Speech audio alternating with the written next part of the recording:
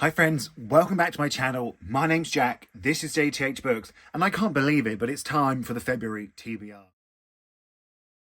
What's happening? Where's time going? How am I supposed to read books? I'm so confused. But first, let's talk about it. Do you like my jumper? It says Book Love on it. My sister got it for me for Christmas. She's it. She's the girl. What I will say about my sister is she's very good at finding like little gifts that really like are good. You know how some people get you like a gift, like a little gift, and you're like, oh, okay, that's really nice. But she will like, she bought me like these Disney World bookmarks. She got me this jumper. She got me a couple more jumpers. She's just good at it. She's just good at it. So she's not watching this. She got me some book stickers. They're right there. Props to you. Props to you, sis. I love you. I'd never say it to her in person. I would. I'd give her a hug and say it. What are we here for? The TBR. Right, let's crack on with the TBR. So, as you know, we've quietened the reading down a bit. So, there is only 4 books on here, plus your book. Well, the one that you've voted for. But, let me tell you, two are huge. Absolutely huge. So, let's start with the non-fiction first, because that is one of the silly ones. And then I'll show you the big gun. So, for my non-fiction this month, we have Somebody's Daughter, a memoir by Ashley C. Ford.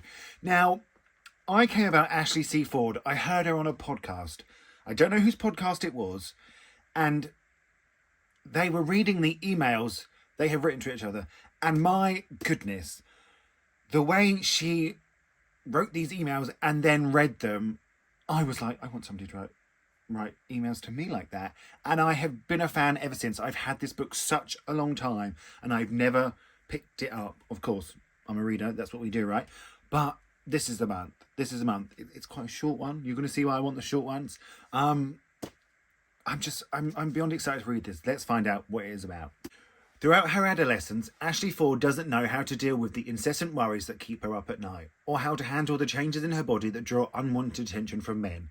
She was already coping with growing up in a struggling single-parent home in Indiana and navigating her fraught relationship with her difficult, demanding mother. If only she could turn to her father for his advice and support. But he's in prison and she doesn't know what he did to end up there.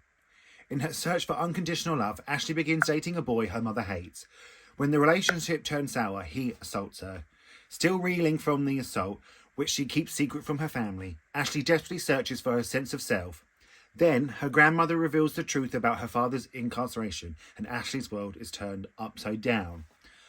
I'm expecting it to be moving and beautifully written. I'm a huge fan of Ashley C. Ford. I would like her to release a novel, which I will be buying and reading. Well, probably with the civil, I'll buy it and then just keep it on my shelf for a couple of years.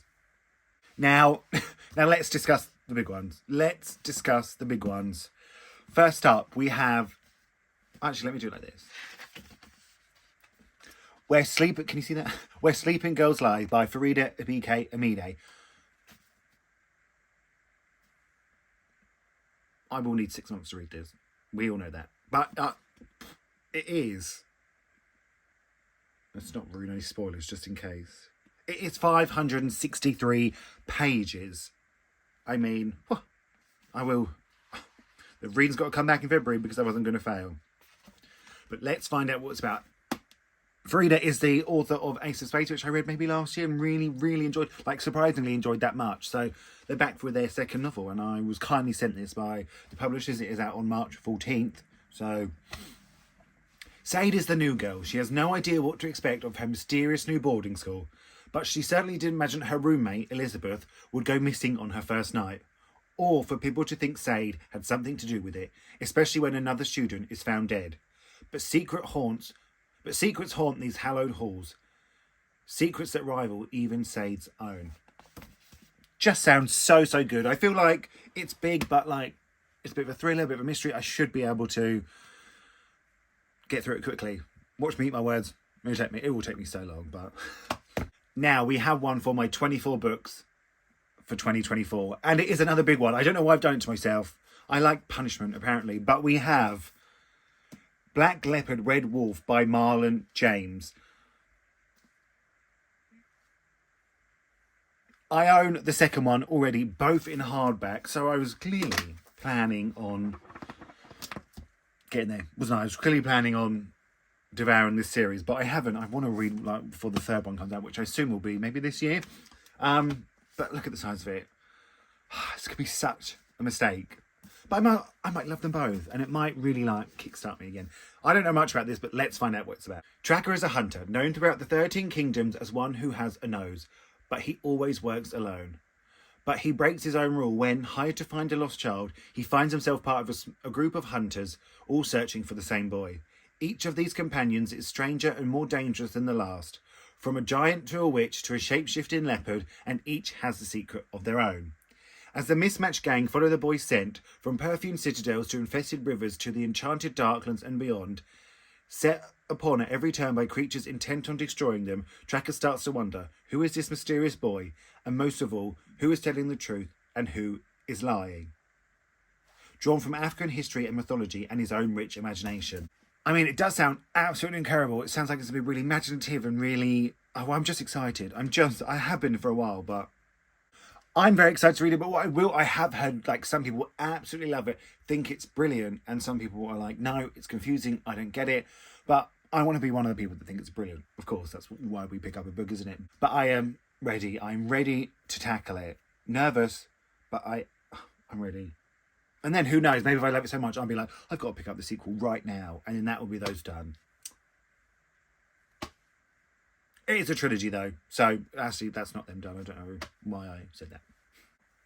Look at me squished between these two massive books. February. Wish me luck in February, friends. Wish me luck. This is actually starting to hurt.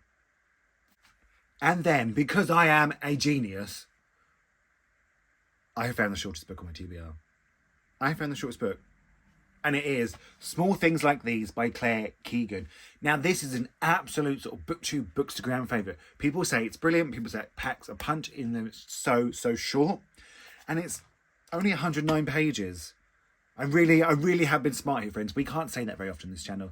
You're not going to like look around and be like, yeah, Jack, he's really smart. No one's going to say that. I don't blame you. I always say my sister got the brains and the looks, and I got the personality. But even my personality has gone downhill. It's only like, they're like 10% of the time now, so... And my sister does have a nice personality. I've just always been a bit more, outgoing and louder. But now I can barely leave the house, so... What were we talking about? Oh yeah, this book. This is just, like I said, a bookstagram favourite. And also, like, I feel like they've really, like, reintroduced her, like, back catalogue because of the success of this. I don't know if she's still writing. I see a lot of Claire Keegan books around, so let's find out what it's about, because I have no clue. It is 1985 in an Irish town.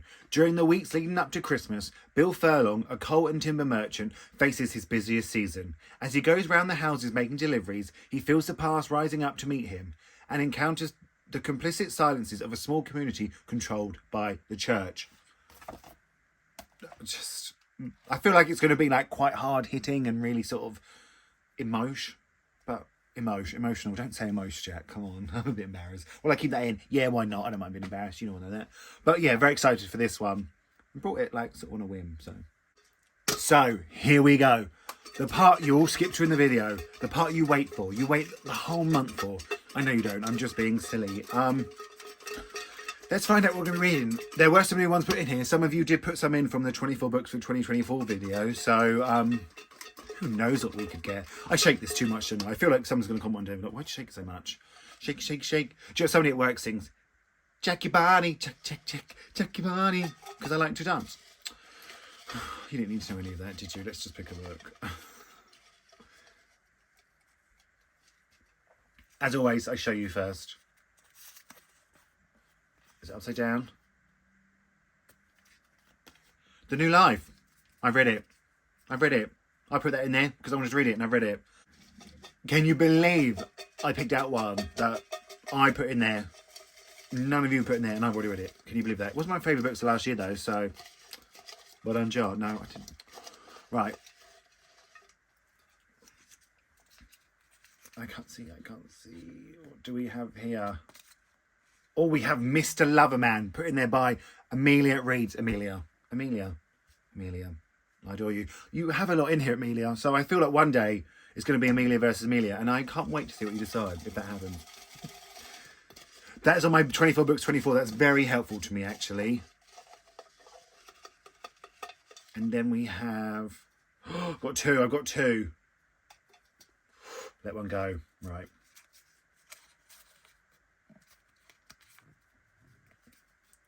Then we have The Secret Lives of Church Ladies, put in there by Gillian. Right, let me find them and then we will discuss. So we have Mr. Loverman by, I nearly said Amelia Reeds, by Bernadine Evaristo, put in the jar by Amelia Reeds. I've heard brilliant things about this. Like I said, it's on the 24th to 24. Feel like it could be a favourite of the year. I'm not going to lie to you.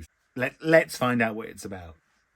Barrington Jedediah Walker, Barry to his friends, trouble to his wife.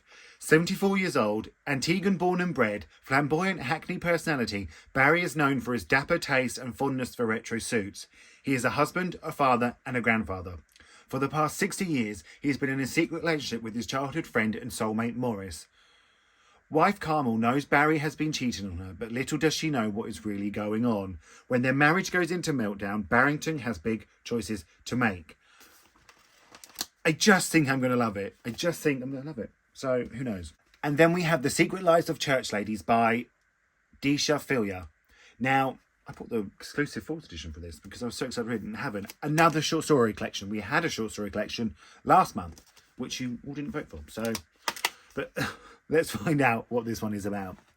The Secret Lives of Church Ladies explored the raw and tender places where black women and girls dare to follow their desires and pursue a momentary reprieve from being good. There is 14-year-old Jael, who nurses a crush on the preacher's wife, the mother who bakes a sublime peach cobbler every Monday for her date with the married pastor, and Ula and Caroletta, single childhood friends who seek solace in each other's arms every New Year's Eve. That makes me want to cry. With their secret longings, new love and forbidden affairs, these church ladies are as seductive as they want to be, as vulnerable as they need to be, as unfaithful and unrepentant as they care to be, and as free as they deserve to be. Well, I'm they both sound brilliant. They both sound brilliant. They both sound absolutely brilliant. I'm so excited to see what you pick. Oh, I feel really moved by that. So, there you have it. The TBR for February. It's a leap year. Does that mean it's a short month? Does that mean there's only 28 days in February? I have no idea leap years work, just to clarify. I don't know. I'm trying to figure it out. I still don't know. But let me know if you've read any of these. Vote, comment down below and let me read. I don't know. I didn't mean to say that. Let me know if you've read any of these books. Vote, comment down below. Of course, you can always go over and vote on the community page as well. That it will go up at some point after. What I find really, really fascinating is the difference. Like the community vote, one often is a clear winner, but in the vote, in the comments, it's quite tight. And I have to sort of factor it all in. And I was going to say try and do the maths, but we know. Maths, not my forte. So, yeah, let me know, please. Just have a chat. Otherwise, I'm just doing this for nothing. I only do it all to chat to you all because I've got no friends and I'm lonely. But I'm going to thank you all so much for watching. Feel free to like and subscribe. That really helps. And I'm going to speak to you all really, really soon.